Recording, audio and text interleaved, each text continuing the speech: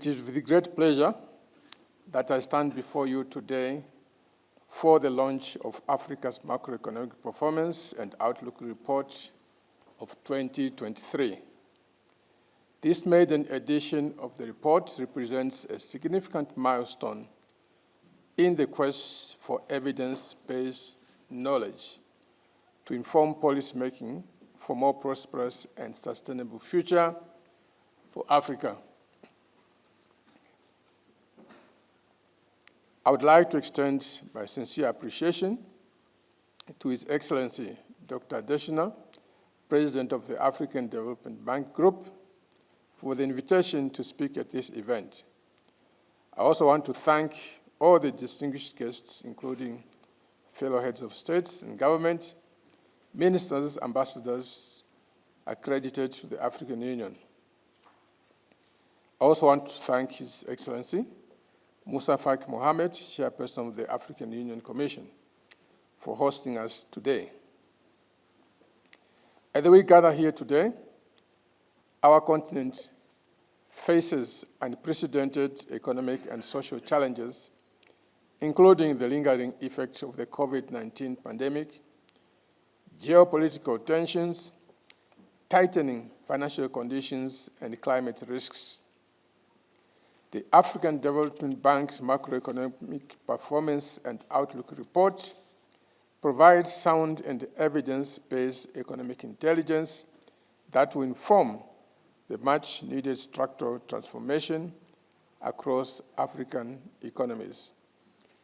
It is, therefore, fitting that we take time today to reflect on the key findings of this report.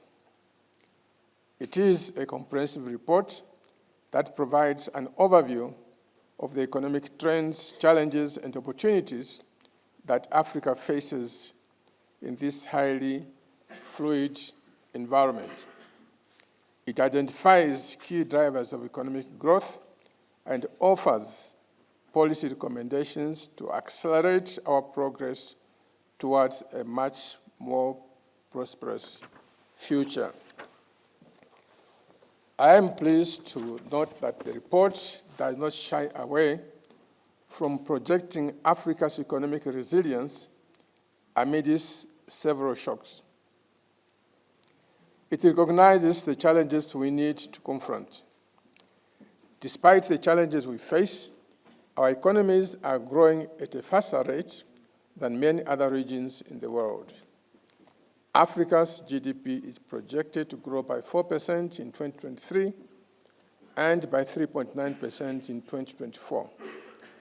This growth will be driven by several factors, including rising commodity prices, increasing foreign investments, and a growing middle class. Of course, we have to take note of the fact that these growth rates, though positive and fairly good when compared against the population growth rate, gives us not a very high change or high growth on per capita basis. However, we must also acknowledge the challenges that lie ahead and resolve to face them collectively and as individual countries. Africa's economic growth remains vulnerable to external shocks, and we must therefore address the structural constraints that limit our economic potential, such as poor infrastructure, inadequate access to finance, and weak governance. Ladies and gentlemen, as we endeavored to recover from the scars of the COVID-19 epidemic and sustain economic recovery, Russia's invasion of Ukraine inflicted another devastating blow, undermining the most of our efforts and economic gains. Due to the resulting increases in global energy and food prices in 2022, an estimated 15 million more Africans fell into extreme poverty. Inflation is at an all-time high, Per capita income growth is estimated to have slowed in 2022, and the public debt is still higher than it was before the pandemic. Over the past few years, the global economy has experienced a significant shift in monetary policy, resulting in tighter financial conditions that have had a profound effect on developing countries, including those in Africa. Ladies and gentlemen, where does Zambia fit in this scenario that I've just described? Zambia has not been spared from these shocks. However, the economy has shown resilience, given that we are coming from a negative 2.8% contraction in 2020. GDP growth is expected to continue on a positive trajectory, although at a slower rate of 3.1% in 2022 from 4.6% in 2021.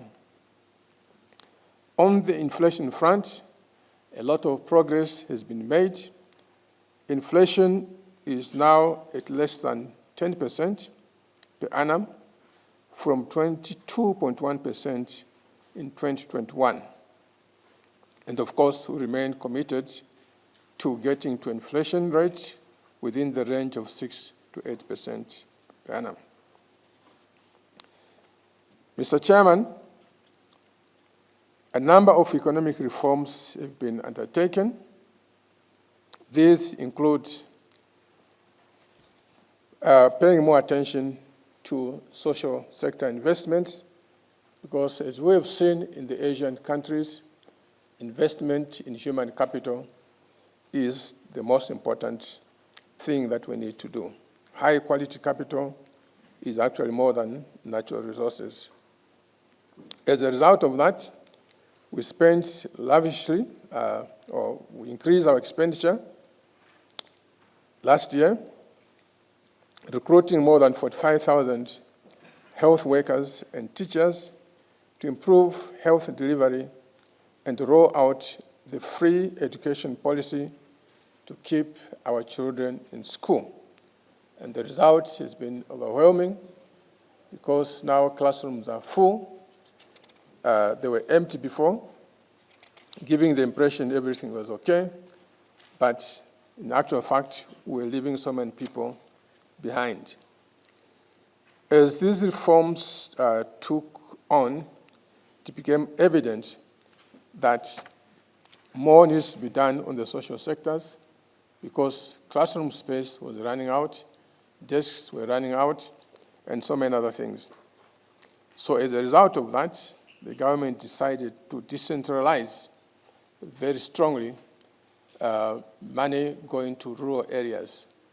So as a result of that, each constituency in the country now receives directly from the Treasury more than $1 million, about $1.5 million, for them to choose on the priorities that they think are important, so that those rural communities themselves, they can decide where they need to build a school, they can decide where they need to build a clinic, they can decide where to put a borehole, and this is working very well. Mr. Chairman, I also want to state that in spite of the global challenges that we face, the Zambian government recognizes that it has certain responsibilities to respond to these challenges and not just wave arms in the air. We recognize the fact that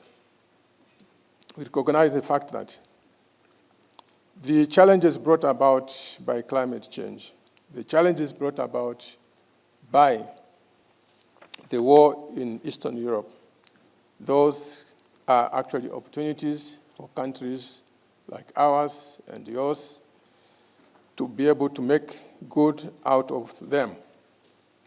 We believe in Zambia that given the land resources that we have in abundance, given the water resources, our task now is to attract more and more FDI investments in the country to work together with us so that we can produce food in large quantities for exports within Africa and outside Africa.